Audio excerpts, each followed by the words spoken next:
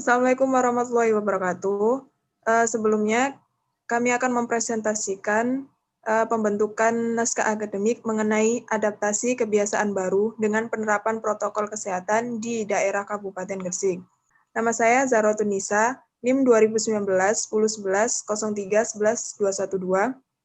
Saya Deviani Sari, NIM 2019 1011 03 11 208. Saya Jamilah 2019 10 11 03 11155. Untuk yang pertama, pendahuluan. Mengenai latar belakang, saat ini Indonesia sedang tidak baik-baik saja. Permasalahan yang bangsa kita hadapi atau prioritas saat ini yaitu penanganan pandemi COVID-19. Infeksi coronavirus merupakan penyakit yang disebabkan oleh virus corona dan menimbulkan gejala utama berupa gangguan pernafasan. Terutama kondisi saat ini di daerah Kabupaten Gresik sangat mengkhawatirkan karena penyebaran COVID-19 mulai tidak terkendali. Mengenai identifikasi rumusan masalah. Yang pertama, bagaimana perkembangan teori dan praktik empiris.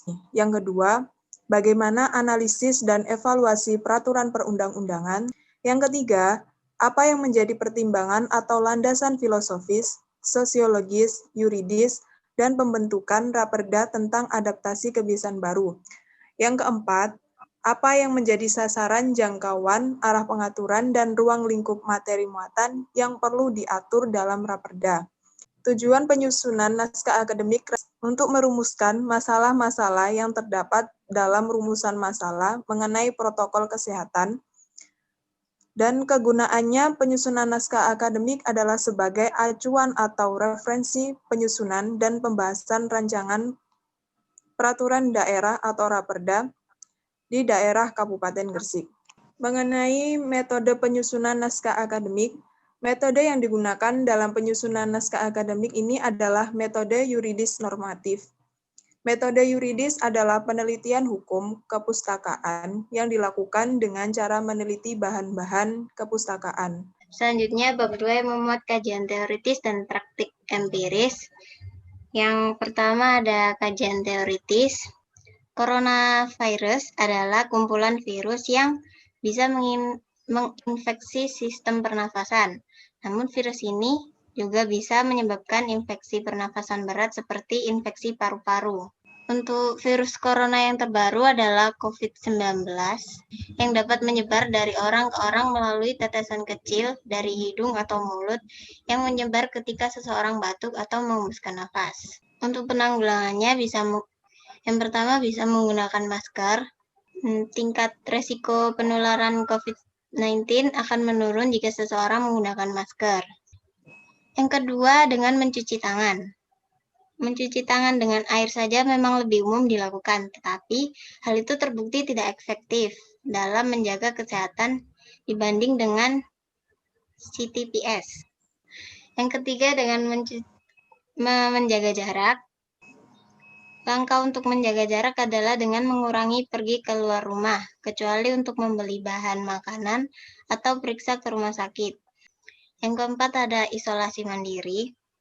Jika memiliki gejala atau kontak erat dengan orang yang memiliki gejala, harus melakukan isolasi mandiri setidaknya selama 14 hari sesuai anjuran pemerintah. Selanjutnya, kajian terhadap praktik penyelenggaraan, kondisi yang ada, permasalahan yang dihadapi masyarakat, dan perbandingan dengan negara lain. Hampir memasuki setahun COVID-19 belum bisa teratasi secara maksimal. Berbagai kebijakan masih kurang efektif diberlakukan. Merujuk pada daerah Kabupaten Gresik, Provinsi Jawa Timur, yang semakin mengkhawatirkan karena banyaknya orang yang terinfeksi COVID-19 di berbagai kalangan maupun usia.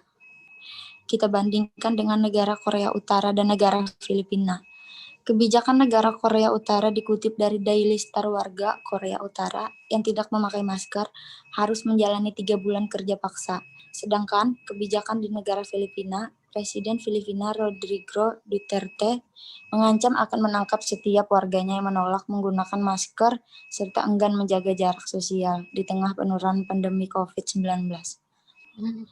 Dampak yang ditimbulkan Pembentukan Raperda tersebut terhadap aspek beban keuangan negara, yaitu tidak membebankan secara berlebihan, karena dengan Raperda tentang adaptasi kebiasaan baru dengan penerapan protokol kesehatan di daerah Kabupaten Gresik, Jawa Timur, maka masyarakat menjalankan kehidupan sebelumnya atau kehidupan normal, begitupun dengan perekonomiannya mulai membaik.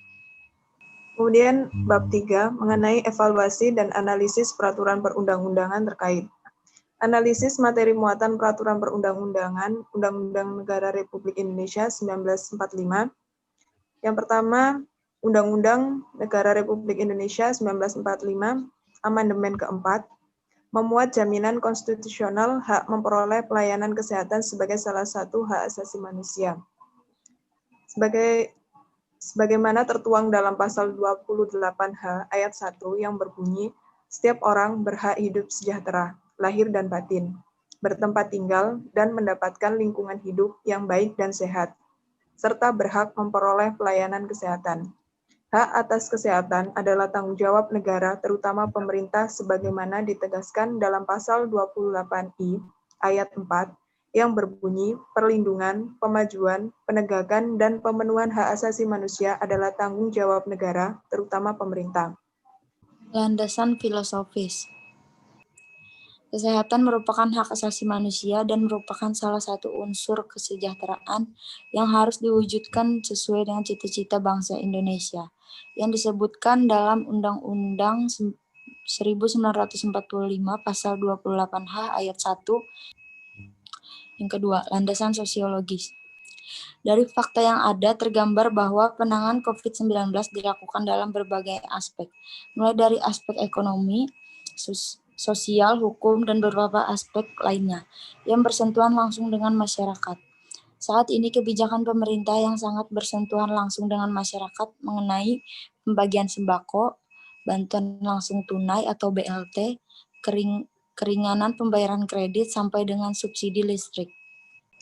Selanjutnya, bab 5 yang mencakup jangkauan, arah pengaturan, dan ruang lingkup materi muatan undang-undang. Rancangan Peraturan Daerah Kabupaten Gresik bertujuan untuk memberikan perlindungan kesehatan bagi masyarakat dari penularan dan penyebaran COVID-19, meningkatkan kesadaran serta kepatuhan masyarakat dalam menjalankan protokol kesehatan, serta memberikan perlindungan dan jaminan sosial bagi masyarakat dari dampak pandemi COVID-19. Asas yang melandasi yaitu asas kesehatan, meliputi kemanusiaan, manfaat, usaha bersama, dan kekeluargaan, adil dan merata, percaya pada kemampuan dan kekuatan diri sendiri. Selanjutnya bab 6 mengenai penutup.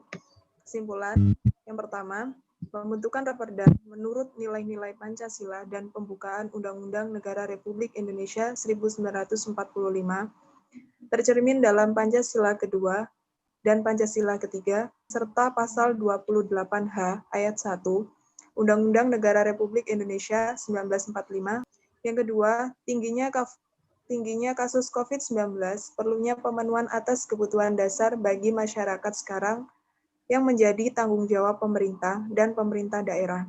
Dengan begitu, kebijakan yang diambil harus tepat pada sasaran dan merata. Selanjutnya, saran, perlu adanya adaptasi kebiasaan baru dengan penerapan protokol kesehatan yang melibatkan sanksi dalam penerapannya, agar sasaran dalam penertiban bisa terarah. Draft Raperda. Bab 1. Ketentuan umum. Berisi tentang ketentuan umum pasal 1. Bab 2. Asas dan tujuan.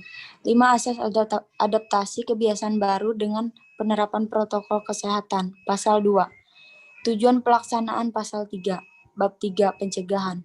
Pencegahan terhadap penyebaran COVID-19 pasal 4. Bab 4. Peran serta masyarakat. Berperan serta dalam keberhasilan pelaksanaan protokol kesehatan. Pasal 5. Bab 5. Peran pemerintah. Berperan dalam menunjang ketersediaan alat medis yang dibutuhkan. Pada pasal 6. Bab 6. Pemantauan. Pemantauan terhadap setiap tindakan yang terkait dengan adaptasi kebiasaan baru dengan protokol kesehatan terdapat pada pasal 7-8.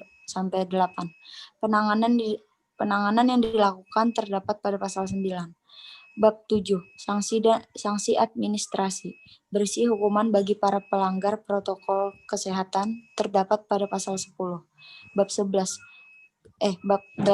Ketentuan penutup terdapat pada pasal 11 sampai pasal 13. Dari kami mohon maaf atas sebesar-besarnya. Assalamualaikum warahmatullahi wabarakatuh.